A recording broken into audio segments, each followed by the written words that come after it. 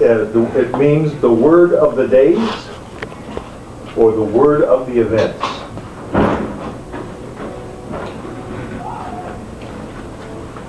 And generally, in the Hebrew titles are always taken from the first word in the book, in the Hebrew book. In this one, though, it's taken from chapter 27. In the Septuagint, the title is "The Things Omitted" or "The Things Passed Over." So if you ever pick up a Septuagint, you'll see that's got a different title. And it's a reference to the things that are omitted or passed over in Samuel and Kings. The English title comes from Jerome, the translator, the guy who did the Vulgate back in the 4th or 5th century. And he suggested that it be called Chronicles because that's what was happening, the chronicling things. But he didn't use that in the Vulgate. But then later on, Luther picked up this comment, and Luther got on the idea of using Chronicles. So from that point on, the post-Reformation translations, it's been Chronicles. What is it called in the Vulgate? Things passed over, things omitted. Oh, yeah, okay. he took the same thing out of the Septuagint. Okay. Okay, the author is probably Ezra. It's the same style apparently as Ezra. And in the genealogy in chapter 3 of 1 Chronicles, let's go to that. 1 Chronicles chapter 3 verse 17.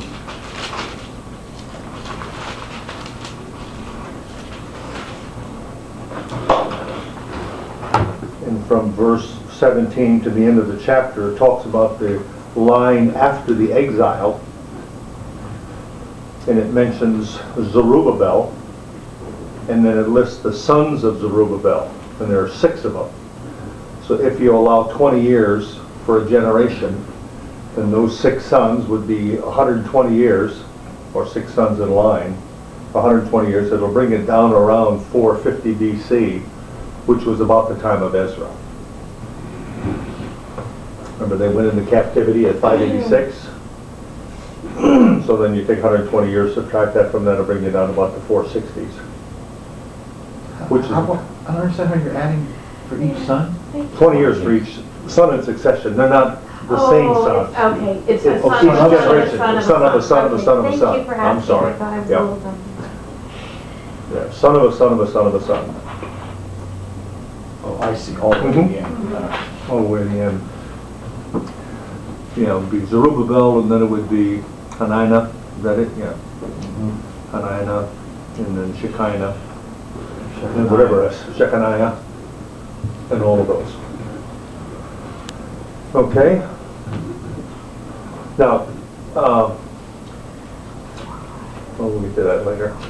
Then other scholarship suggests that it's just unknown. We don't really know who the author is. But it seems plausible that it's Ezra, that it's post-exilic, and after some things have gone on.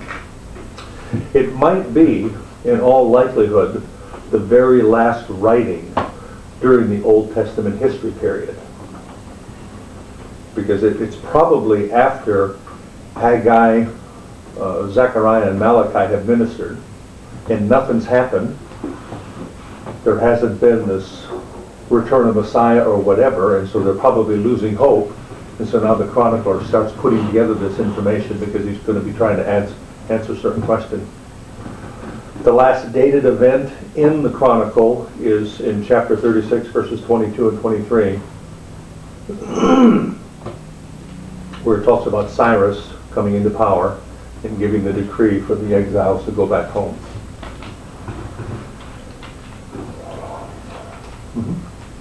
What's the year that Isaiah was writing about Cyrus? Oh, Isaiah's writing probably in 600 or 700 BC. So he's writing hundreds of years before when he prophesies Right. Cyrus's name. Yeah. The earliest manuscript we have that has the Chronicles is a manuscript of the Septuagint in the mid-2nd century BC. So that's how far back it goes. And then just in terms of the history covered by Chronicles, it covers more history than any of the other Old Testament books because it goes back to Adam all the way up to the return.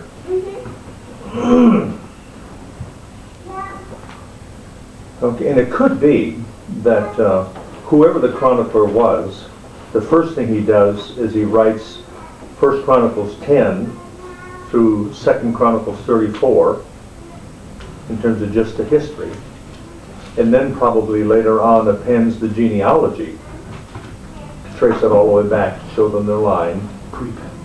Prepends, yeah. And then chapters 34 and 35 later, or 36 rather, later. Okay, sources. Let's just look at some passages.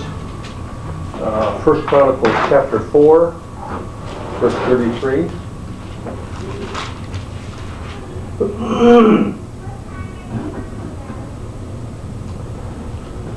Talking about towns. Their surrounding villages were Etan, Ain, Rimmon, Takan, Ashed, 5 towns, and all the villages around these towns as far as Baalath. These were their settlements, and they kept a genealogical record. And so these are the references: chapter 5, verse 17, chapter 7, verse 9 and 40, chapter 9, verses 1 and 22, and 2 Chronicles 12:15. It makes reference to genealogical records kept by tribes or towns. So they had access to the records. And next time when we talk about Ezra and Nehemiah, we'll notice in Ezra and Nehemiah there's a real focus on these genealogical records, trying to figure out who are the Levites. Do you have a tribal lineage that we can get out of the records? And who are those who are the sons of David? And do we have tribal records for that? Then another one would be letters and official documents. 1 Chronicles 28.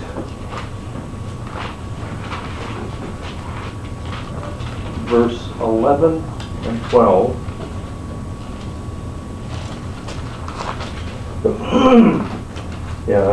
Then David gave his son Solomon the plans for the portico, the temple, its buildings, etc., etc. So he gave him something written down.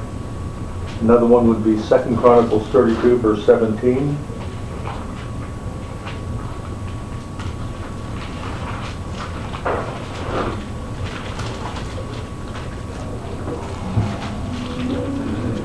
The king also wrote letters insulting the Lord, the God of Israel, and saying against him, just as the gods of the people of the land did not rescue their people from my hand, so the God of Hezekiah will not rescue his people from my hand. So there's official documents that they have access to. Another one would be poems, prayers, songs, and speeches. 1 Chronicles 16, verses 8 through 36. 1 Chronicles 29, verses 10 to 22. 1 Chronicles 16.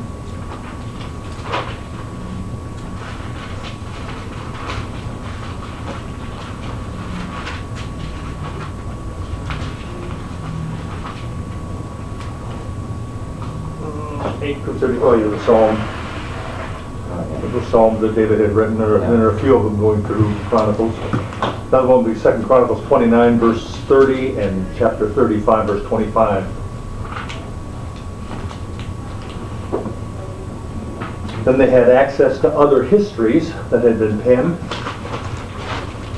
2 Chronicles 27, 7, 36, 8. Did I write that down? 27, 7, or 1 Chronicles 27, 7?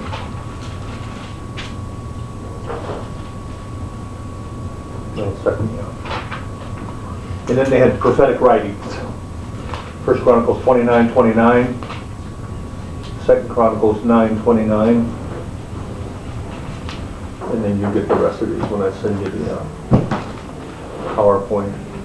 But the idea is that the chronicler had access to information. He had stuff that was written down that he could go back and check as he put all this stuff together. Where was this stuff stored that he had access to? Well, probably they carted it with them when they went into captivity. They just took it with them. I mean, it was just so important to them that there were some things they were going to keep their hands on. And then you have to remember there was writing that was going on between the captives and those who were still in the land. Jeremiah sending them letters, other people, there's correspondence going on, and so they had access. Just a lot of it isn't mentioned, but we know that there was some going on, so that there was, they knew what was going on back in the land. They were just entirely ignorant of what was happening back there. Okay, the purpose, the literary, excuse It's me. kind of interesting that in 28, where you were talking about David's plans for the temple, it says he gave him the plans of all that the Spirit had put in his Right, I've mind got a note here. for the Yeah. courts. And I'm saying, that's the definition of inspiration. Right. Yet we don't have that document. You know, we read this whole thing Right, as though right. that happened, but we Oh, don't yeah. have the Yeah. original. Yeah. Okay, so the purpose, one is the literary history functions as a supplement to Samuel and Kings.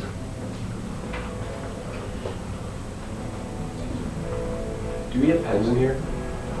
I think they'd be upstairs. Upstairs? In In the boxes and in the boxes. big cabinet. Okay, thank you. Yeah, the literary history is a supplement to Samuel and Kings. The theological history has as its focus the priesthood and the Levites. Remember, when they go into captivity, the temple is destroyed totally. So now they no longer have a place for worship. And when they come back out of the captivity, they no longer have a king. And they don't have a place for worship. So now they're concerned about getting a temple up. And then they're concerned about establishing the Levites and the priestly line so that they can focus on it. When we go through the genealogies, the first 9 chapters, it starts out with Judah, which is the line of the king. Then it focuses on the Levites, and it also focuses on Benjamin. Remember, which were the 2 tribes that stayed faithful under Rehoboam?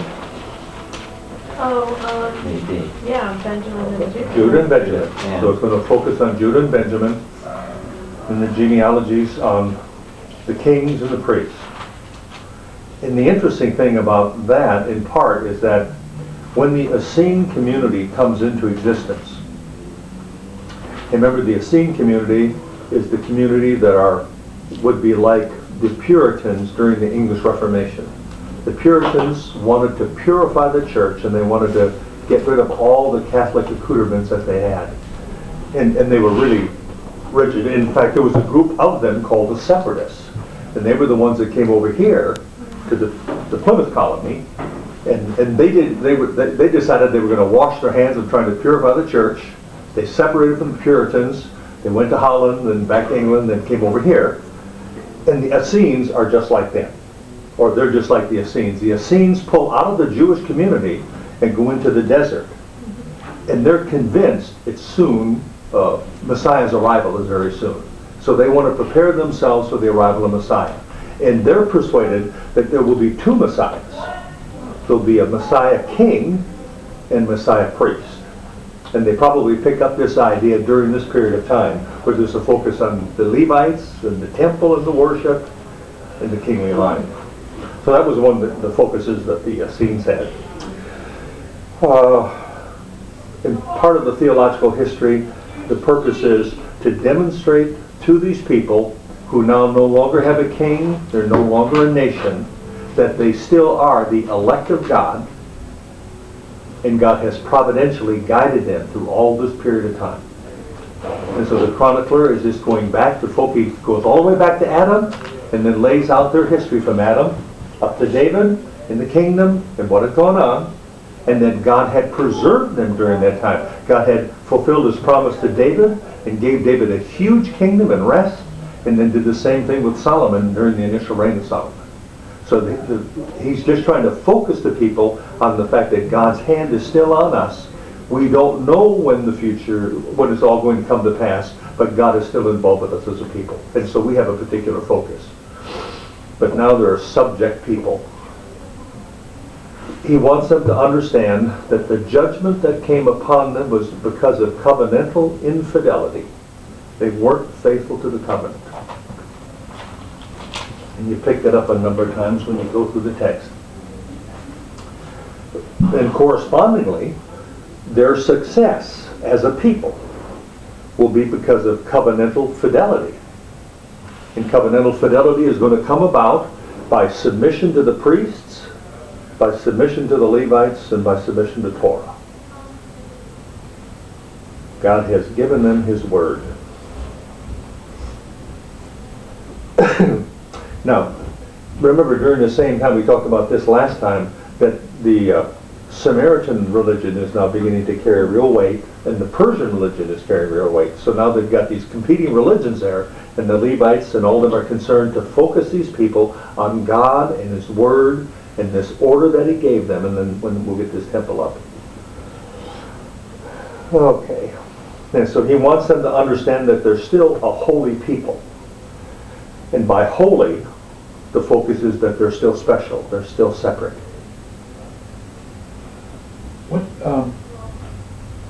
What again is the time difference between the writing of Samuel and Kings and the writing of Chronicles? How many years? Samuel and Kings is probably written before the return. Right. Return is in probably 538, somewhere in that time frame. So before that, around 550, 560, Kings are written. Samuel was written before then. Right. And we have the Kings, and then we go into exile. They come back from the exile. A significant period of time has transpired after the exile, and then the chronicler begins to put this together. How many years?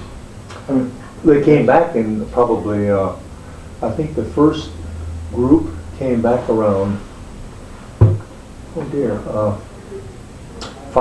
in the 530s. And then when we get into Ezra and Nehemiah, we'll see that Ezra and Nehemiah start coming back in the 450s, 460s. so it's a good amount of time. Oh, yeah. I mean, the perspective, I'm just getting at the perspective of the people at the time Chronicles was written would have been more positive than the people at the time Kings was Kings were written. written, oh yeah, right, yeah. I mean, that's a happier Mhm, time, if you will, than... Oh, yeah, yeah. Yeah, it's a happier time in that they're back, but it's a time when they're beginning probably to lose hope because nothing has happened. I mean, it's just, Messiah hasn't come back. If Zechariah has prophesied, and Zechariah prophesies about Messiah coming back, and there being the significant people, and that hasn't come to pass, they're going to start losing hope. And then to realize that after this, they're going to go another 400 years. Oh, boy. Okay, so in Kings, the narrative is addressing the question, what happened to us? And so we get that out of the Kings. In Chronicles, the question is, now what? This is what happened to us, now what's going to happen? Didn't God make a promise to David? But we don't have a king. And it's interesting, when you read the Chronicles, in only, I think I've found 4 places, is David ever referred to as King David. All the rest of the time he's just called David. David, David, David, David, David. In a couple places, it'll say something about King David wrote or King David handed this on. They would naturally be concerned about the fact that they had been taught that they were the apple of God's eye, that they were God's special people, unique above all the peoples of the earth, and now here they are, subjugated people. Because there is nothing in the Chronicle that indicates any Greek influence, it's got to be well before Alexander starts his push around the empire. So it's before the 350s, 340s. There are 2 prophecies in Zechariah chapter 8, verses 1 to 8 and 14, 9 to 21, which would have instilled hope in them, but nothing had happened. So Zechariah 8, 1 to 8, and then 14, 9 to 21. So the lessons for the remnant, the retrospective lesson is that covenant infidelity is what cost them all this heartache. Prospective lesson is that God made a promise to David, and God will be true to his word. And the promise was to David as his son, and that David would have a son ultimately on the throne. And so now their responsibility is to be covenantally faithful.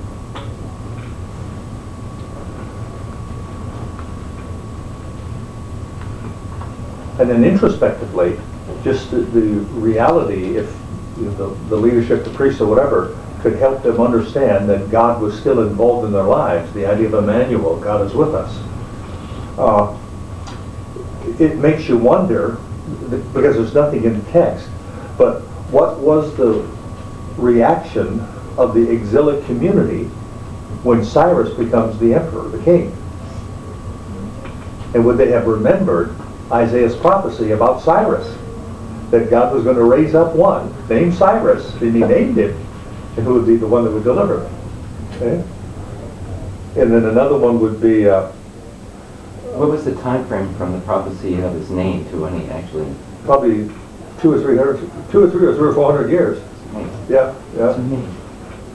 Well, the other one would be they're having received the letter from Jeremiah, in which Jeremiah exhorted them to, in a sense, relax, keep reproducing, build your families up, and you're going to be there for 70 years. And then Daniel figures it out, and Daniel starts his prayer after 70 years. And you wonder, what went on in the mind of the community? And when we next do Ezra and Nehemiah, we'll discover that only about 50,000 came back. So there was a huge number that went into captivity, and many of them stayed.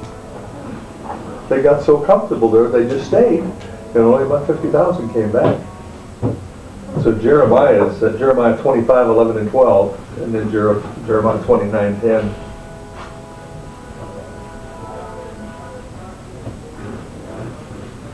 And just think of the age of those who came back. I mean, my land, if there were some who were taken off, in their young teens and then come back in their 80s and 90s, and that's good night.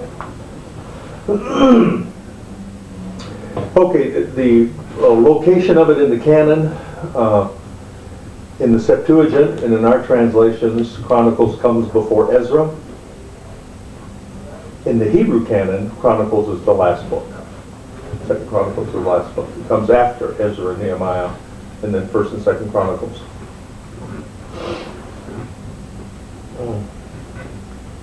And do you remember the passage in Matthew I mentioned to you with respect to Second Chronicles?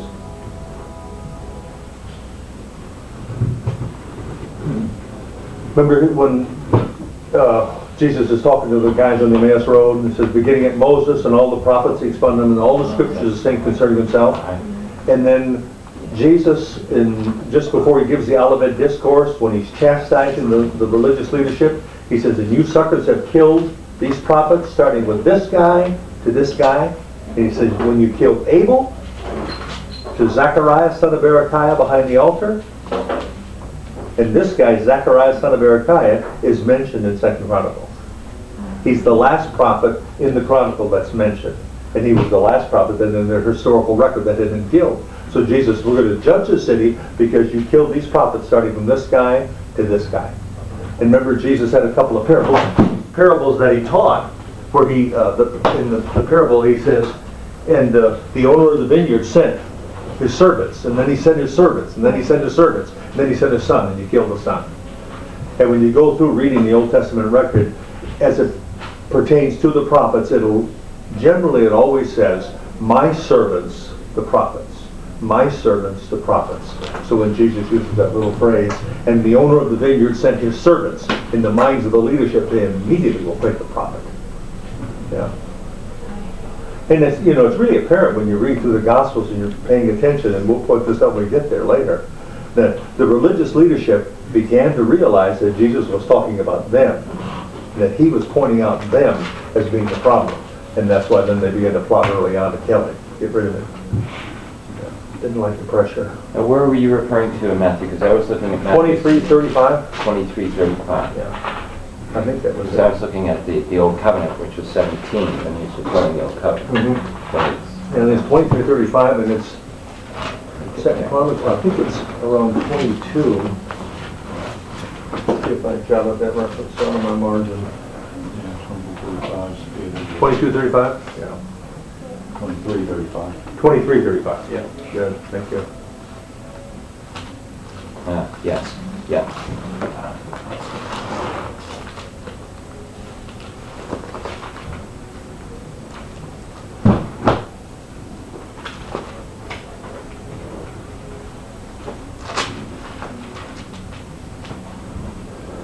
Okay, the outline of the Chronicles. Chapter 1 through 934, I title Royal Lineage.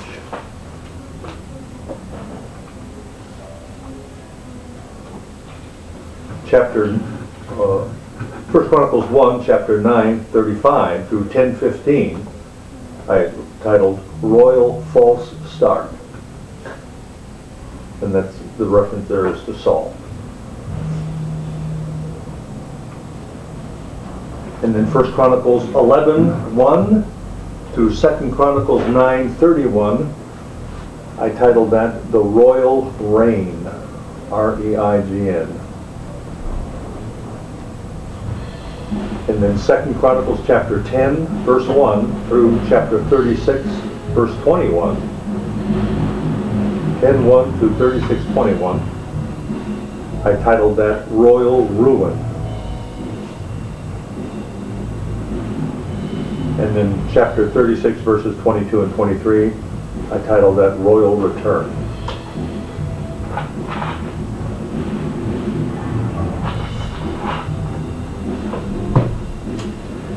All right. So the focus, the dynasties focuses on David's dynasty, although we have Saul for a brief period of time. And then we have that wicked queen, remember her name?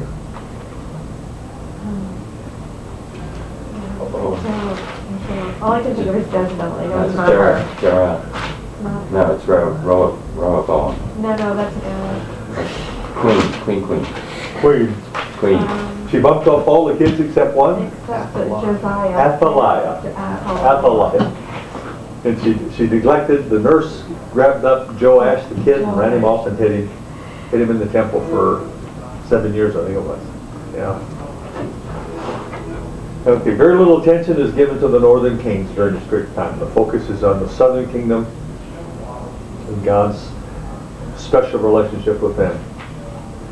In chapter 22 to 29 in 1 Chronicles, the focus is on preparations for that temple.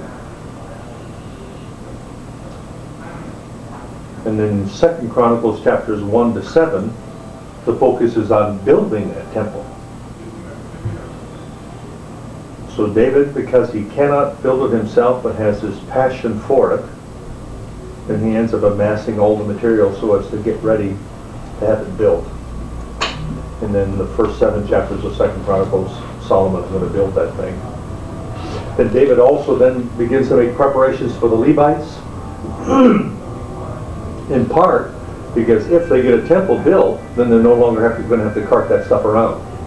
So then those 3 families within the tribe of Levi no longer have those little tasks to do. So then David begins to organize it into 24 orders. And if you remember when Luke starts his gospel out, he talks about, what was his name? Zechariah again? Yeah, his order comes up by lot, and then he's going to serve in the temple, and that's when the angel appears to him. And so then David organizes the singers and all these other, the gatekeepers and everything else. He just has a flair for getting it all ready. What was that bit about him? I didn't understand him organizing prophets. It's right before the musicians, and it's like, Yeah, I missed that. picks them. It's like he appoints them. It's like, how do you appoint a prophet?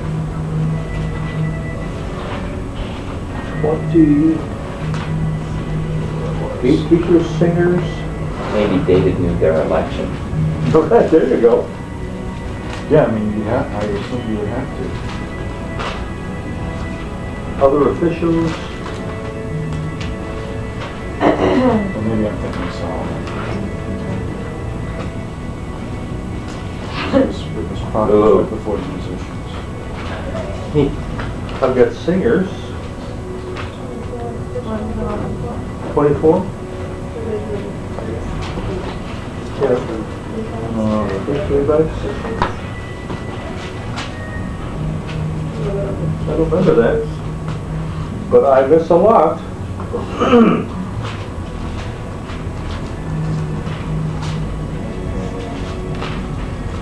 One of my favorite verses is 1 Chronicles 26:18. Yours. No.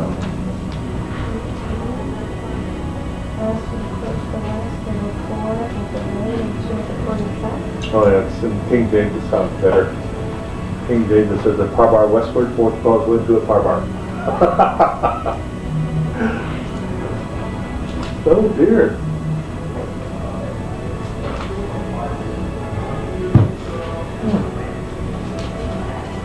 Maybe you'll find it later. Yep.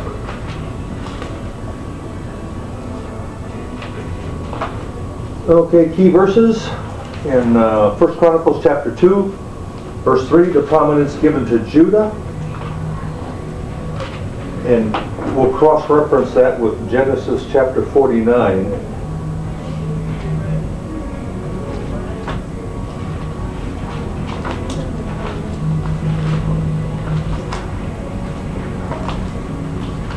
Genesis 49 verse 10, where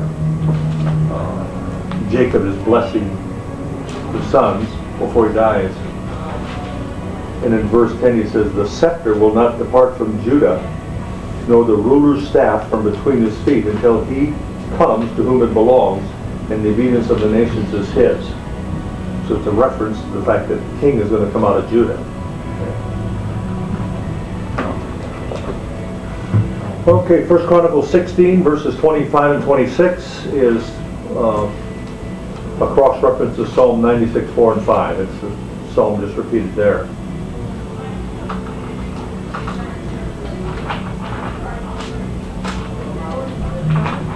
96, 4 and 5. Okay, 1 Chronicles 16, 32 is another one you'll see often referenced. Anybody has that?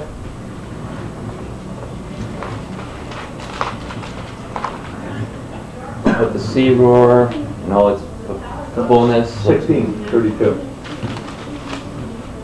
Let the sea resound and all that is in it. I got the wrong reference. Sea resound, sea roar, sea scream. Shout. Shout.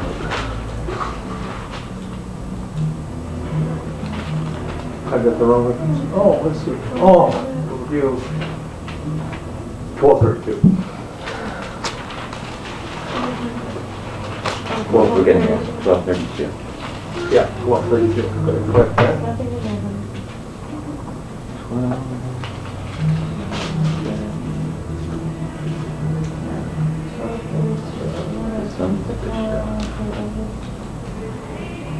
Men who had understanding of the times and knew what Israel ought to do. So oftentimes you'll see that admonition that we ought to be men and women who understand the times and know what needs to be done. Okay, then in 28:19, where David gets the pattern for the temple from God, and I think 28:19 says God wrote from the finger of God or the hand of God. I have in writing as a result of the Lord's hand on me. Yeah, okay, good. So he writes it down, and then the reference you mentioned about the Spirit of God giving it to him. Which it would be an interesting implication with respect to the we see faint traces of ideas about the Trinity in the Old Testament writing. Here we have God giving it, and then the Spirit of God. Yeah. What is the Hebrew word for spirit? Ruach. Ruach. The temple was begun in roughly 966.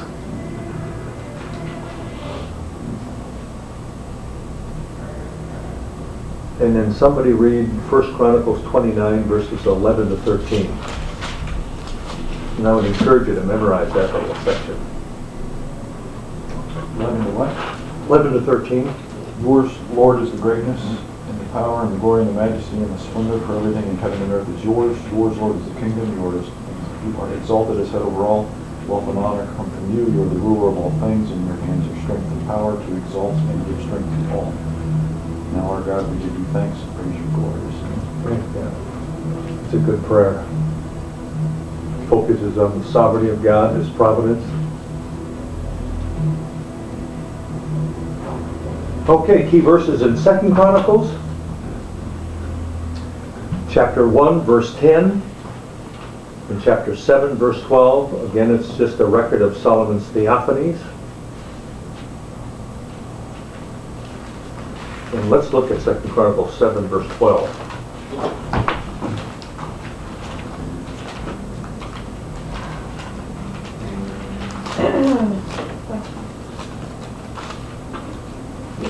Lord appeared to him at night and said, I have heard your prayer and have chosen this place for myself as a temple for sacrifices.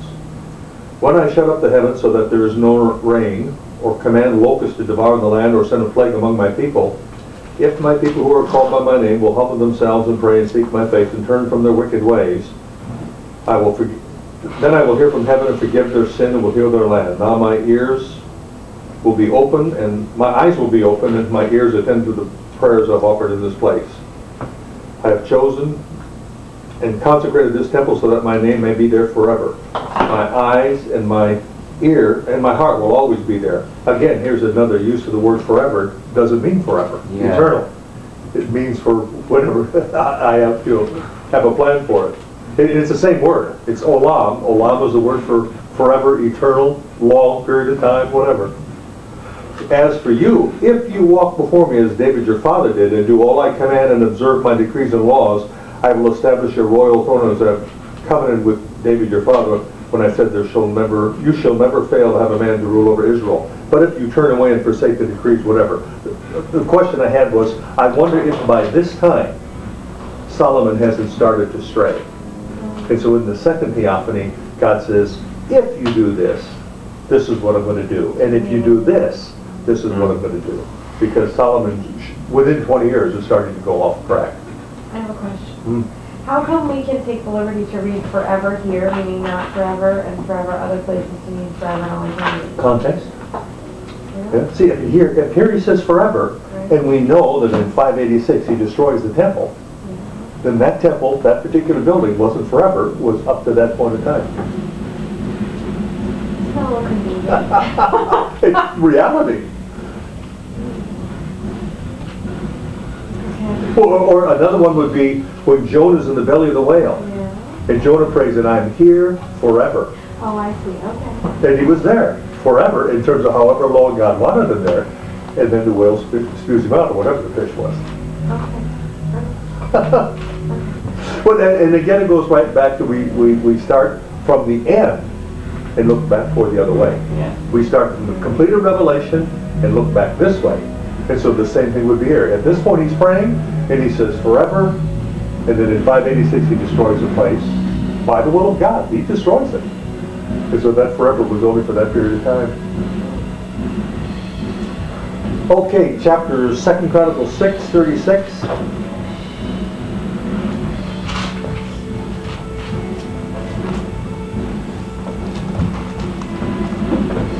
Anybody know Romans 3:23?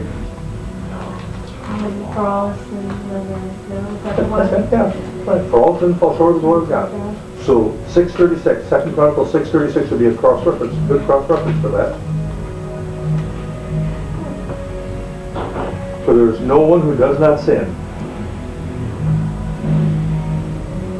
And then another good cross-reference would be Ecclesiastes 7:20.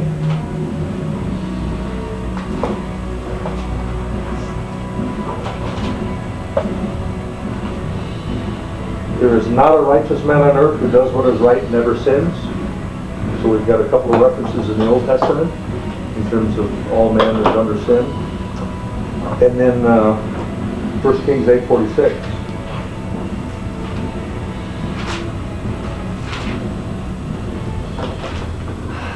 Nobody likes to hear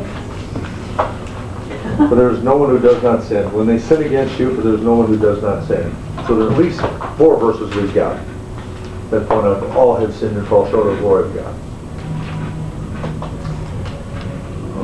Okay. How is 2 Chronicles 7:14 typically used today?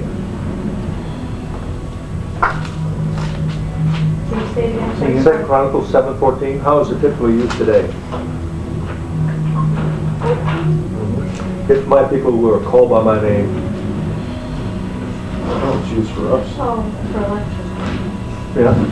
People use it today thinking that if the whole believing community gets together and prays for something, that God's going to save the nation or whatever. And that ain't true, because he's only had one covenant in a nation. Physical. Yeah. Ethnic. America's Right. not his Yep. nation. Yep. So we can't claim that kind of Promise. Or a Baptist disagrees with that. Yeah, Oh my gosh. So all those needlepoint things gotta be thrown. that's right. Oh, dear. Oh, another good one is 2 Chronicles 32, verse 8. Where Abshak is standing outside the gate and telling the Hebrews what he's going to do to them. How they're going to have to drink their own urine and all the rest. Yeah, that's just gross. And the leaders say, don't talk to the people in that language, so you'll talk to them in another language. And then somebody read 32 verse 8. If we got the right verse. Second or first? Second.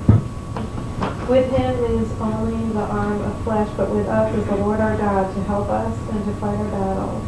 And the people gained confidence from what Hezekiah the king of Judah said. Good, good. So the people were trusting in the leadership. It says, and King James says, and they rested themselves on the word of Hezekiah, king of Judah.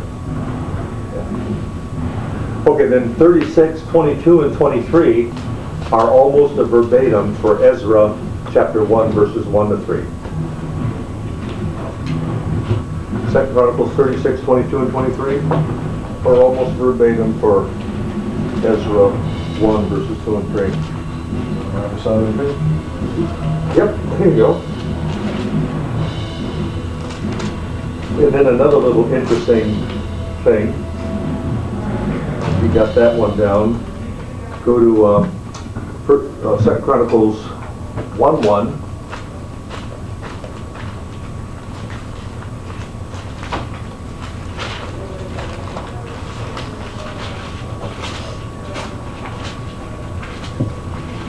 Solomon, son of David, established himself firmly over his kingdom, for the Lord his God was with him and made him exceedingly great. And then the words from Cyrus.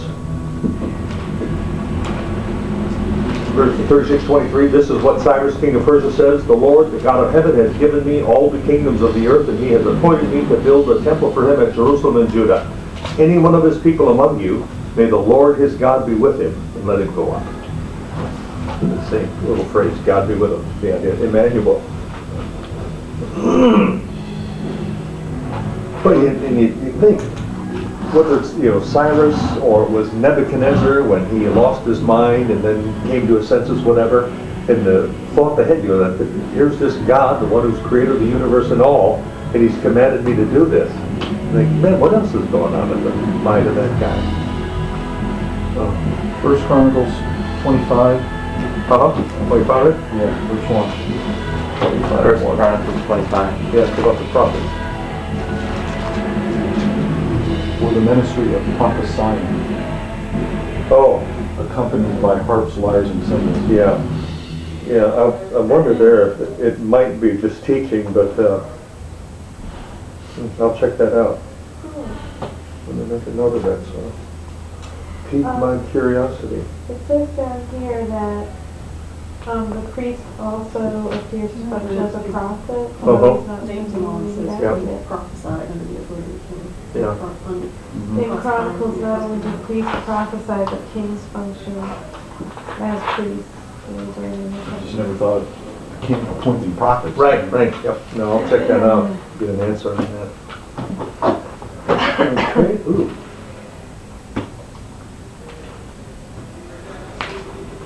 Okay, key chapters in 1 Chronicles would be 8 with the genealogy of Benjamin, just because Saul comes out of Benjamin. And then 1 Chronicles 10, where it gives us Saul's death. And then let's look at 1 Chronicles 10, verse 14. Who killed Saul? Yep. Verse 4. 14. And 4. Oh, is it 4 got to? Yeah. Well, no, 4, Yeah, oh, yeah, 4 right, says yeah. Saul took his own Right. sword and fell on Right, it. Yep. right. Yeah. And then verse 14. So the Lord put him to death. So again, we see just another good relationship of man's involvement and God's involvement. Well, if you're gonna go there, I've got a verse for you. Okay. Is suicide sin?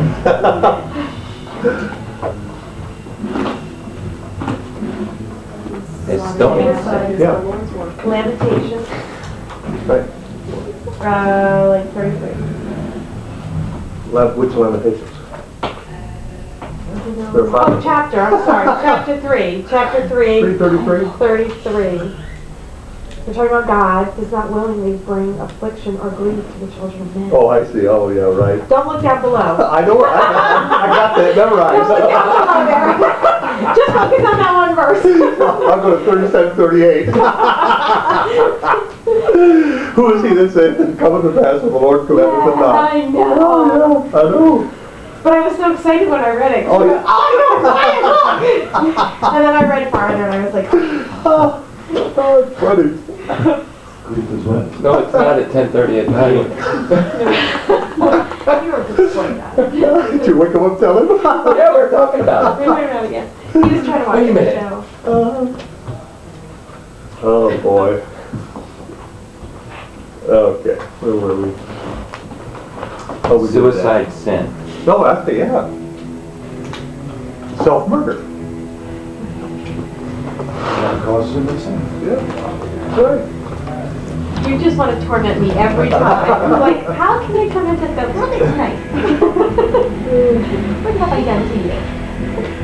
You don't have to repent to earn. Okay, Second Chronicles. Exactly. Oh, let's review. Where is the Davidic covenant in Samuel? Well, key chapter in Samuel would be the covenant with David.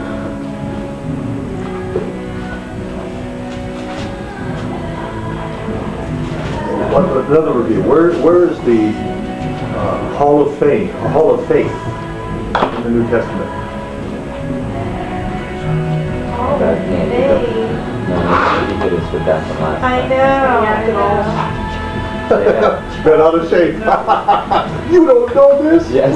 Keep on you. You don't know who Chesky Fuller was? We're just gonna know better. You know, I'm just saying you better pray for a long life for me if you want your last words Yes. say to me True. to be, effective. Oh, but Okay, I'll Where quote are the verse you? and then you tell me where it is. Now, faith is a substance of things hoped for, the evidence of things unseen. Oh, to tell you the truth, I thought that was your It is. Oh, okay. Oh, good. But without faith it is impossible to please him, for he that cometh to God must believe that he is, and that he's a rewarder of them that diligently seek him. No. Hebrews I knew it was Paul. chapter 11. Hebrews chapter 11. My point is just that there's some chapters you ought to know. And you ought to, just when someone makes a comment, your mind goes to that chapter. No, you can anytime. Okay, where's the 11th chapter? Oh, yeah, okay, that's That song. Corinthians, 1 Corinthians. 1 Corinthians what? I don't know. He's nasty. You're just again, I know where you get it from. Okay, 1 Corinthians 13 is the love chapter. Hebrews 11 is the faith chapter. By faith, by faith, by faith. We go through the whole roll call there. We need to make a little But I'm sorry, Mr. Spreadsheet. Yeah, right. 1 Corinthians 13. 13. It's the love chapter, but what's the faith one? That's the Hebrews faith 11. Hebrews 11. Hebrews 11, I'm sorry. Yep. So the Davidic covenant is in 2 Samuel 7. And you're going to ask us again not like 2 weeks from now, right? Yes. And then it's repeated in Chronicles 17. 1 Chronicles 17. When you ask what when it started to me, Oh, sorry. I'm sorry, I'm a little bit dyslexic, so the numbers are hard for me sometimes. I'm like, what was that number? Thanks, Aaron. How much longer did the southern kingdom last compared with the northern kingdom? Long.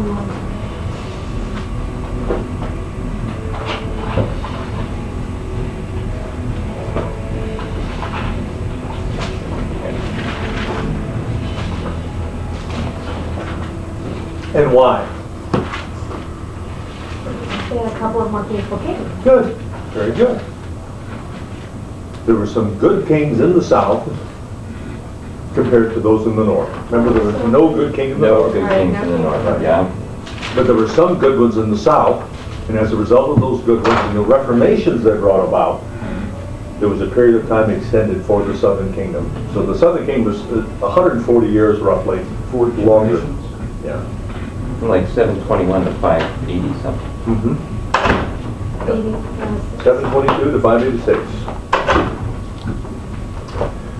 And those who led the reformations, I'll give you their names. It's Asa, 2 Chronicles 14 and 15.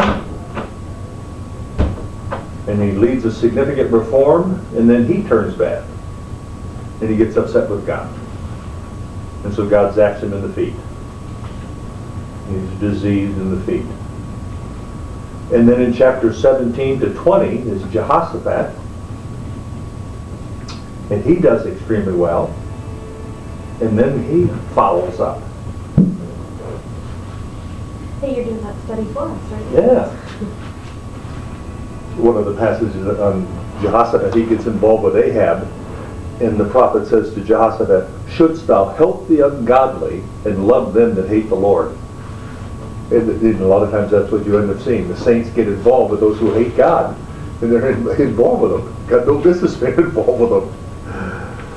Okay, and then the next one would be Joash. 2 Chronicles 23, verse 16 through 24, verse 16.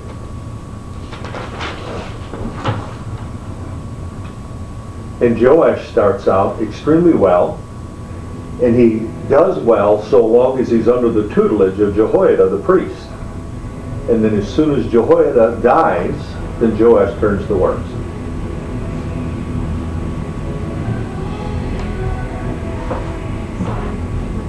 So we have Asa, Jehoshaphat, Joash, and then we have Hezekiah. And there's a significant reform under Hezekiah. And he only gets 3 verses in the Kings, and he gets 3 chapters in the Chronicles. So chapters 29 to 32 are Hezekiah. And then remember the name of his son that turned bad? Mm-hmm. So that's what the name. Manasseh. And he reigns the longest of all of them. He reigns 55 years. I thought it was really bad. He was. Yeah. And that would be another good issue or illustration of the long-suffering of God. And he's taken, remember I told you last time, he was taken into captivity to Babylon while it was still under the Assyrian Empire. And then repents and comes back. Comes back. Yeah. And then the last reform is under Josiah, chapters 34 and 35 of 2 Chronicles.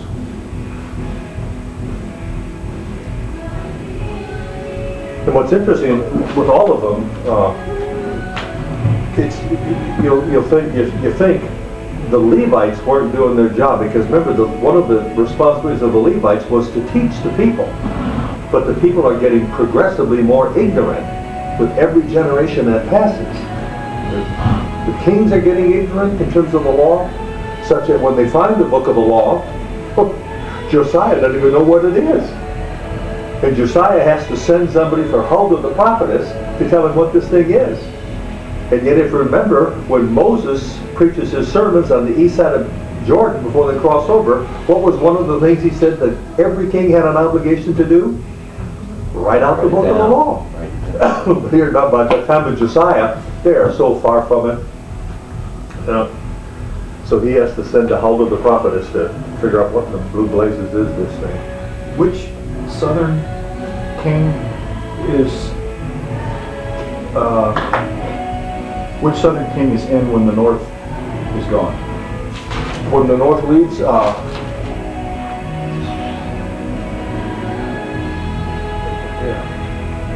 know what I'm saying? When when the north goes off, who's the king? Let me just double check. Jehoram?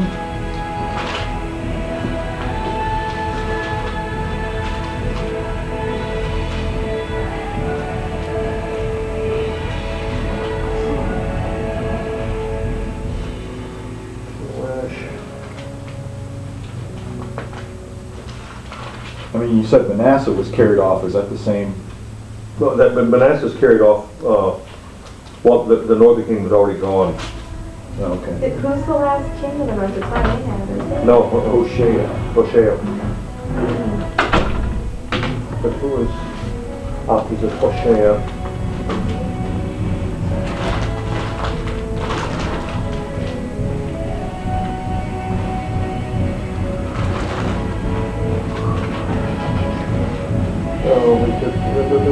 Hoshea. It must have been Jotham. Uzziah's son. So then from Ahaz on down, there's no Right. northern king. No, northern king.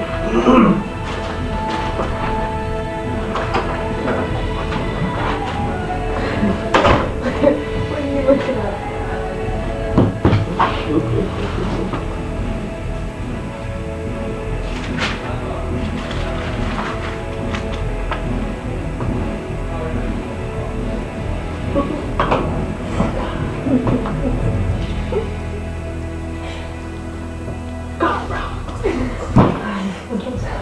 Okay, I think I may have mentioned this the last time.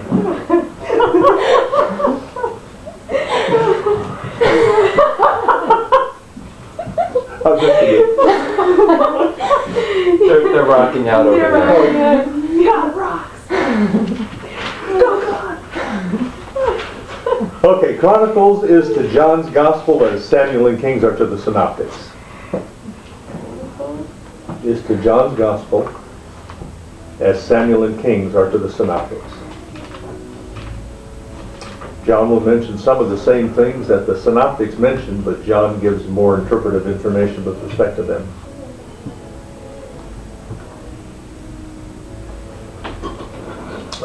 Interestingly, David parallels Moses in that David desires to build a temple and can't. Moses desires to go into the land and can't. Samuel parallels Joshua, just as Moses said to Joshua, be strong, David says to Solomon, be strong. And I'll give you the references when you get the PowerPoint. Just as Moses says to Joshua, the Lord be with you, David says the same thing to Solomon. And then just as Moses said to Joshua, the Lord will never leave you, David says the same thing to Solomon.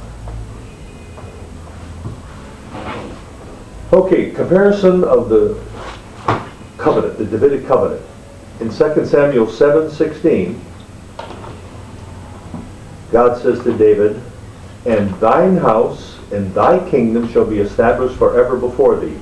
Thy throne shall be established forever. Now when mention is made of it in the Chronicle, the chronicler says, in his recording of it, 1 Chronicles 17:13, I will be his father, and he shall be my son. And I will not take my mercy away from him as I took it from him that was before thee. But I will settle him in mine house and in my kingdom forever, and his throne shall be established forever. So the focus changes from David's house to God's house. David's kingdom to God's kingdom. So and again, the chronicler is trying to focus the people's attention on the fact that the promise was to David, not just as the king, but David as his son. And that ultimately he would have a son on that throne. And then that comes to pass when Zechariah is given the statement by the angel in the temple that day. He will give him the throne of his father David. Okay. One of the things we see when we read through the Chronicles, or even through the Kings, is the religion becomes just so ritualized or formalized, and there's no heart in it. Because often it'll say, and he, followed in the footsteps of David, but not with a whole heart. And so the people just don't have a heart for it. And then they just keep continuing to decline. And we see the decline in all of them. I mean, from even those who were the best, they just progressively decline, get worse and worse and worse. I mean, it got so bad. I mean, Manasseh's putting foreign altars in the temple. When Joash cleaned it, when Hezekiah cleaned the temple up, took 16 days to carry all the crap. So the thing got so messed up, so fouled up. You know.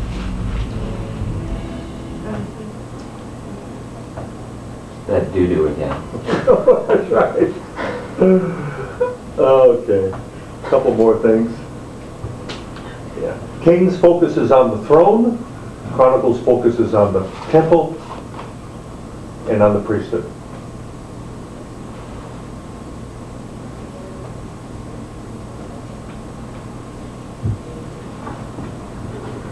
I came up with another outline for 2nd Chronicles. Just dedication of the temple, desecration of the temple, destruction of the temple. And that's what you see when you read Chronicles. An unbelievable prayer of Solomon's part in dedicating the temple.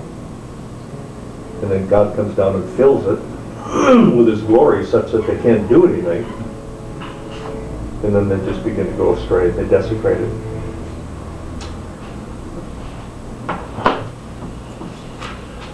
Lessons I pulled out of that. God possesses what's dedicated to Him and manifests Himself. Glory came down and filled the temple. How would that be? What would be a parallel to that in the New Covenant era? How does God manifest Himself in that which is dedicated to Him?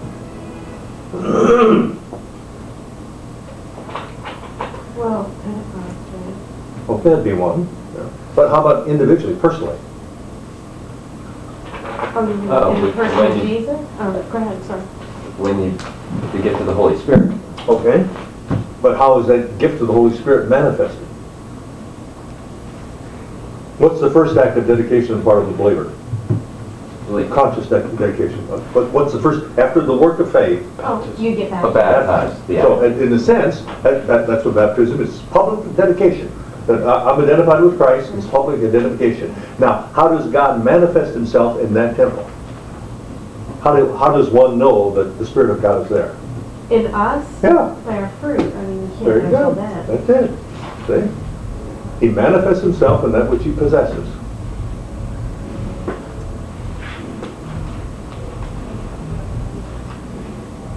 How do we desecrate that temple? Sin. Okay? Sin in what sense? Disobedience. Okay, disobedience. Rotten. Rotten fruit, good, very good. Rotten fruit. Two ways would be getting caught up in false teaching or getting caught up in formalism. Going through the motions in no heart. Putting on the clothes, but there's nothing inside. And then just as God had the prerogative to destroy that temple, He has the prerogative to destroy the temple of the New Covenant.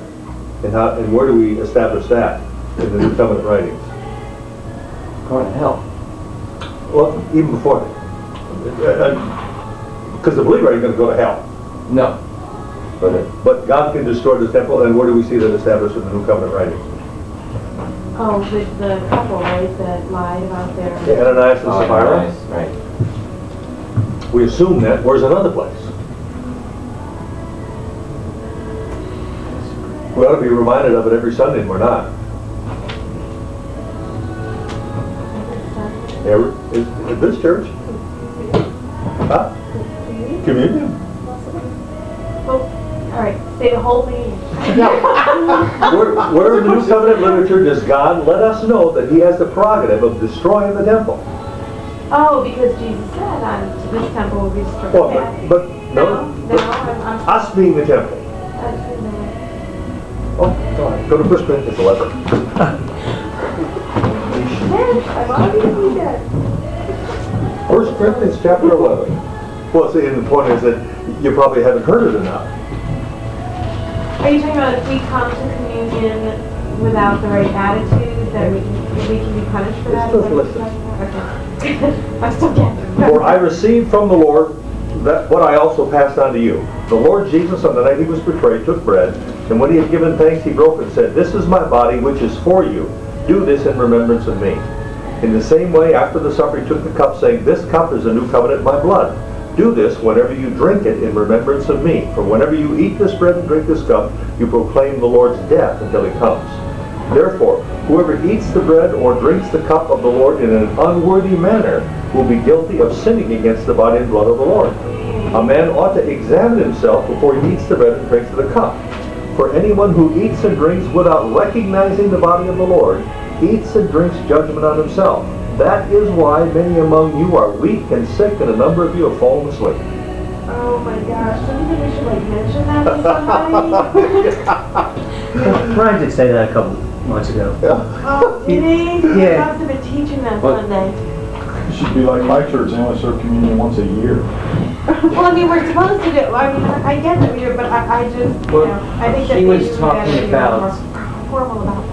Well, we didn't go into actually being sin. He was talking about people talking and stuff. Right, Or yeah. not being in the right frame of mind. Oh, see, I must have been He teaching didn't go. that He Sunday. didn't go in depth about people. The point is that, you know, that we ought to be admonished, as Paul says, to examine ourselves because we're subject to judgment.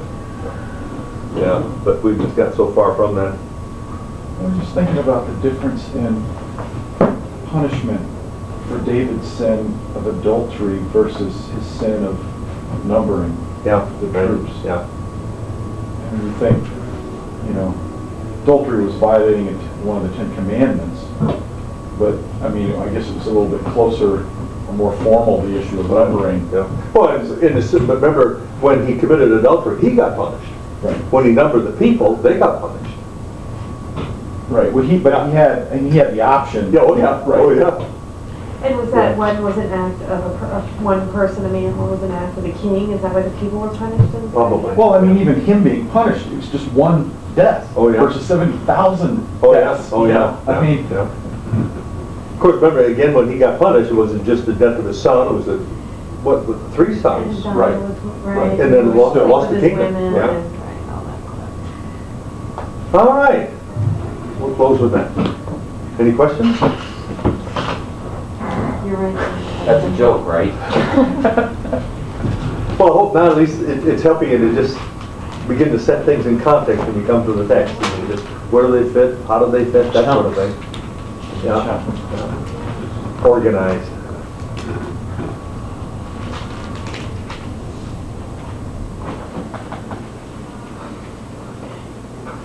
you mentioned the temple becoming a permanent fixture versus what they were carrying around before. But, I mean, the temple seems like all the pieces were like magnitudes in size larger than what they were carrying around. Oh yeah, in terms of temple, yeah. Right, I mean, it's like, Oh yeah. And scholars say that the temple that David built was nowhere near the extent of the one that inherited the building. Remember, it says that 46 years they've been building that thing. So Solomon spent 7 years building his, and then later on, that thing was just humongous. And apparently it really was just an unbelievably glorious edifice. They say that when you came from the east, walking toward the temple down the Mount of Olives, and the sun crested over the hill, that when it would shine off of the gold of the temple, that it would be blinding, like just blinding light coming off the thing. Yeah, it was just unbelievable. it's like that Mormon one on the loop around DC. Yeah. the north. Right. So, going by that one, when the sun shines Yeah. off that. That Oh, place, small. you should see the. Have you been inside it? You know, my parents got married in there. Is that right? Freaky For the experience. second time, you know, Wow. when they were It was born. very, very bizarre. Oh, And I baptized for people that were dead in there. yeah. In big bowls, right? No, so that would give them a celestial marriage if they're buried in the temple. Yes. Yeah, Yes. yeah. Well, not Wow. anymore. How does that work? How does that work? Oh. Have you ever read about the guerrilla warfare that the Mormons carried out against the U.S. Yes, Army? It did yes. one. Oh, yeah. Yeah. Yeah. That was Was that strange part of Sheridan? history. Strange part of history. Yeah, yeah. It's really fascinating.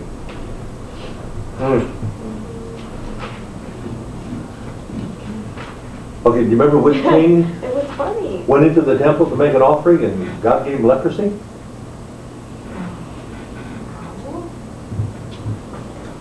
Rest of his life he had leprosy, died a leper. That's the draft one. Yeah, wait a minute. He has two different names. He's in one place his name starts with an A, and then the other place he'll start with a U. Uzziah? Uzziah. I remember Uzziah. Yeah. I don't remember him. Oh, Uzziah the leper. That's right. See, remember he went in there and he took the censer within the temple, transgressed, and boy, God zapped him right away. So from that point on, then, he's still king, but his son Jotham is reigning, so Jotham is a co-regent with him. So a lot of times we'll see Jotham being mentioned, but Uzziah is still alive, but he spends the rest of his life a leper. Had to live away. Because they had to live outside the camp. Yeah. One of the comments about Uzziah, God said, when you were little in your own sight, and then you got proud. And you'll see that just a number of times in the text. When thou wast little in thine own sight. Yeah. Did you see House? No, not yet. I'm going to watch it like this home tonight. Is that right? Oh, yeah. Yeah. Oh, dear. The good kind, the good leprosy. I didn't realize there was a good one. Pretty. Oh, the pretty. Oh, is that right? I didn't know. Oh, It's a pretty leprosy. How is it pretty leprosy? Because it makes you look 10 years younger. Yeah. This girl that was in the hospital was 37, but she looked Yeah. 27. Yeah. Makes your skin. is that right? Huh. Did they sell it to the cosmetic companies? Yeah. Well, it's got some side effects to it. It only works for a week and then your face falls off. Did you see the studies about women who are willing to give up 10 years of their lives to be thinner or prettier? Oh my goodness, every generation now, for like the last few generations, they survey them, and women are willing to be able to be their perfect body weight that they think. They're willing to give up 10 years of their lives. Right. How whacked out we can get, huh? Good.